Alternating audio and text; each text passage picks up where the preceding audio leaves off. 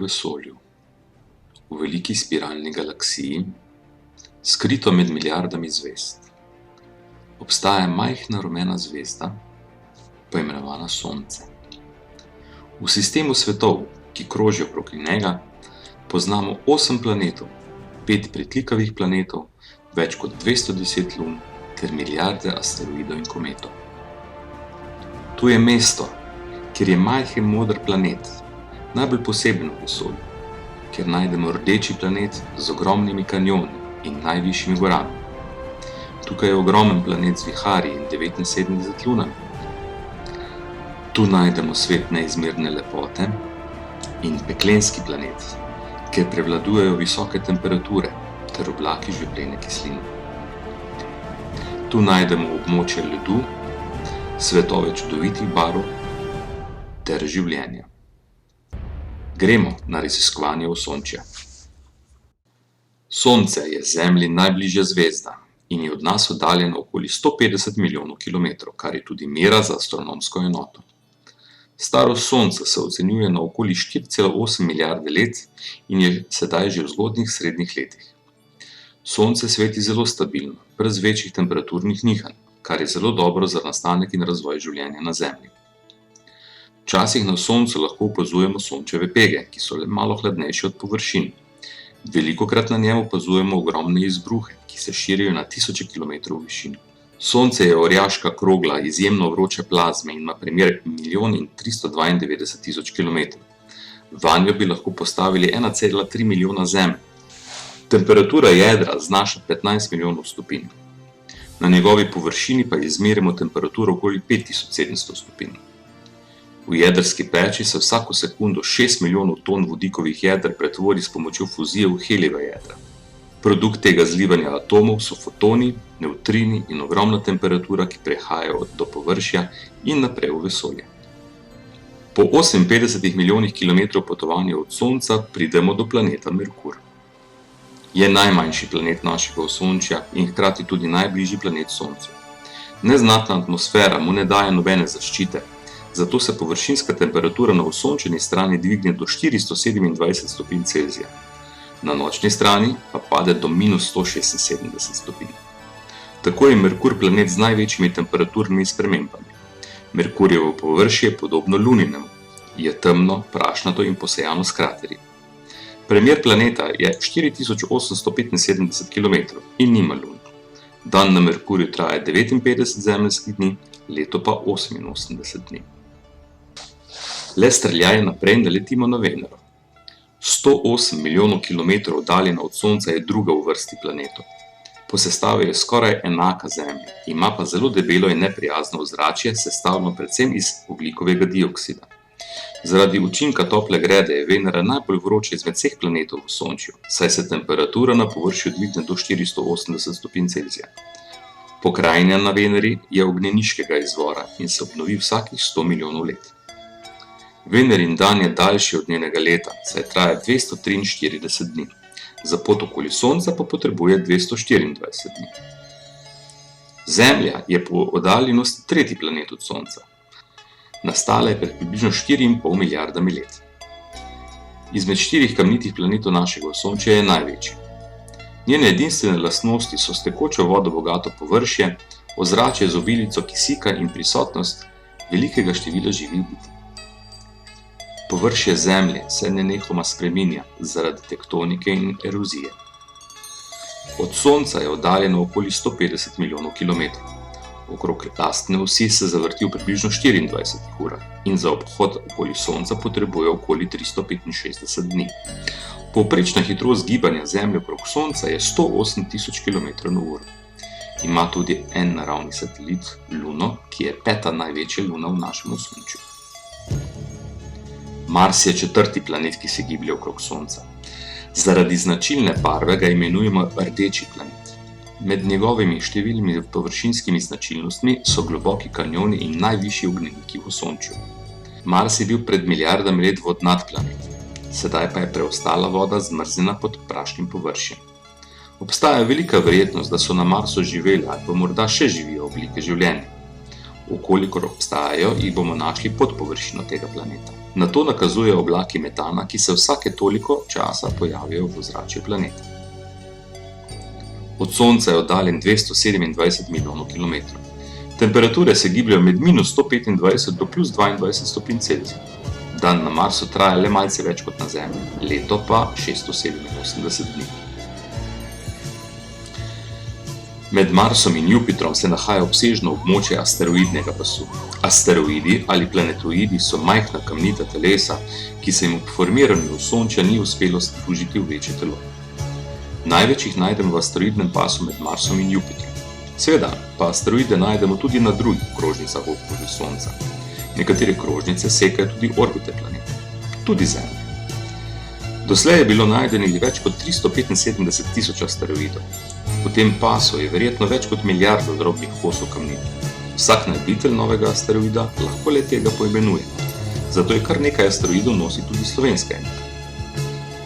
Ko prečkamo asteroidni pas, pridemo do naslednjega planeta, ki že spada v kategorijo plinastih planetov velikanov. To je Jupiter, ki je največji in najmasivnejši izmed planetov Osončja. Okoli Sonca se giblje na oddaljenosti 778 milijonov kilometrov. Njegova masa je skoraj 2,5-krat večja od mase vseh drugih planetov.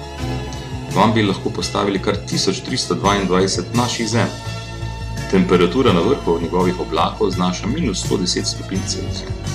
Njegov premer pa znaša okoli 143 tisoč kilometrov. Ima tudi 79 lunic. Največja med njimi in tudi največja v Osončju je luna Ganymede. Je tudi planet z najkrajšim trajanjem dneva, 9 ur in 52 minut. Jupiter je zelo dinamičen planet, kjer vetrovi pihajo s hitrostjo okoli 600 km/h.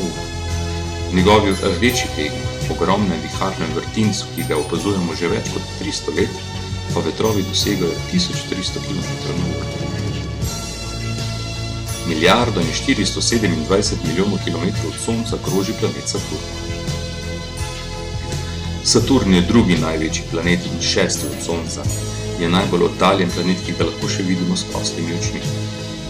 Sestavljen je predvsem iz vodika, ki je redkejši od vode. Se pravi, če bi Saturn lahko položili v morje, bi plaval. Krasi ga čudovit sistem tisočev prstanov, okoli njega pa kroži kar 82 lunic. Prstani imajo premer več kot 350 tisoč km. Njihova povprečna debelina je med 10 in 30 metrov. Prstani so sestavljeni iz drobcev, prahu in ledu s premerom od 1 mm pa vse tam do 30 metrov. Sistem prstanov je zelo zanimiv, saj je podlaga za razumevanje tirnic planetov, ki krožijo okoli Sonca. Okoli Saturna tudi kroži 82 lunic. Za pot okoli Sonca potrebuje 29 let, za obrat okoli lastne osi pa dobrih 10 ur. V daljavah našega Osončja po prepotovanjih 2,5 milijarda kilometrov naletimo na planet Uran. Uran je tretji največji planet v Osončju. Je dvakrat dlje od Sonca kot njegov sosed Saturn in je prvi, ki je bil odkrit v modernejši dobi astronomije. Največ informacij o Uranu je zbrala vesoljska sonda Voyager 2, ki je leta 1986 letela mimo tega planeta. Do sedaj je bilo okoli njega odkritih 27 lunic. Tudi Uran ima prstane, kot so Jupiter in Saturn, vendar so njegovi veliko temnejši in redkejši kot Saturn. Uran je prevrnjen planet, saj znaša nagnjenost njegove osi kar 98 stopinj. Planet se je prevrnil zaradi trka s planetom večjim od Zemlje, pred milijardami let. Zaradi tega ima najdaljša trajanje poleti in zim, ki traja po 21 zemeljskih let. Ker zimsko obdobje traja toliko časa, smo na Uranu izmerili najnižjo temperaturo med planeti, minus 224 stopinj Celzija. Za pot okoli Sonca potrebuje kar 84 let.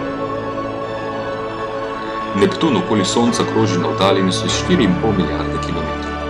Je najmanjši izmed plinastih planetov. V povprečju je tudi najhladnejši, s temperaturo minus 214 stopinj Celzija. Od Sonca je najbolj oddaljen planet.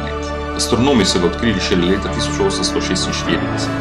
Tudi ta planet je obiskala samo ena vesoljska sonda Voyager 2 leta 1989.